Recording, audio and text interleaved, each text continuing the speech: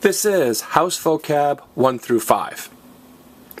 I'm going to say each of these household terms in English, then Spanish, and then clap.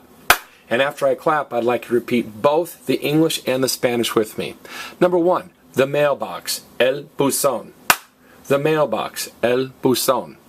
Number 2, barbecue grill, asador. Barbecue grill, asador. Number 3, front yard, patio, delantero. Front yard, patio, delantero. Number 4, laundry room, lavadero. Laundry room, lavadero. And finally, number 5, floor or story, piso. Floor or story, piso. Now, how are we going to remember that the mailbox is el buzón? Well, if you walk out to your mailbox today, and before you open it up, you hear a lot of buzzing going on. Don't open the mailbox. If there's buzzing going on, your mailbox is filled with bees or hornets, and you do not want to open the mailbox. So, buzón is mailbox. If there's buzzing going on, don't open your mailbox. Now, some of you are thinking, what's up with this accent mark, Mr. Holt? Well, we expect to stress the next to last vowel.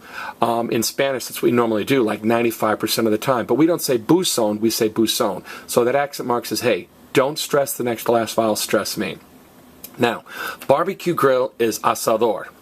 Everybody say asador, asador. Notice we're stressing the very last vowel. Why are we stressing the last vowel? There's no accent mark. Here's the deal. Everybody say lizard, lizard. If a word ends in L, Z, R, or D, the very last vowel gets stressed.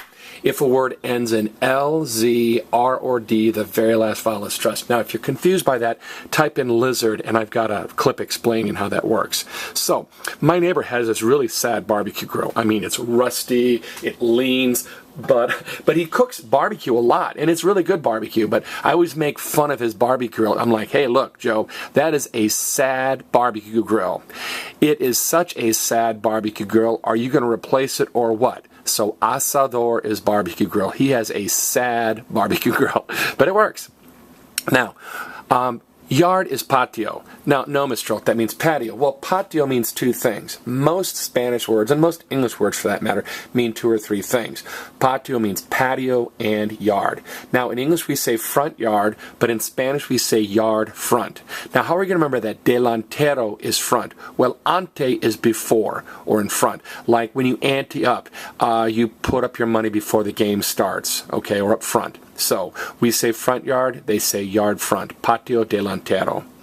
Now, laundry room is lavadero. Okay, lavar is to wash. We've talked about in England what they call the lavatory is the bathroom or the place where you go to wash your hands or wash up. So lavar is to wash. An arrow is a person who or a thing that. Okay, we've talked about a niñero or niñera is someone who takes care of children, and a mesero is a waiter. So anytime you see arrow, it's a person who or a thing that. Well, what do you call the place you go to wash clothes? It's the laundry room, so lavadero, the place you go to wash your clothes. Now, piso is floor. Mr. Holt, I thought floor was suelo. When you say put your books on the floor, you say pongan todos los libros en el suelo. There are 2 ways to say floor. You can say suelo or piso. Piso is also like a 2-story building. Like I live in a house of a 2-story house. Una casa de 2 pisos. How to remember that piso is floor?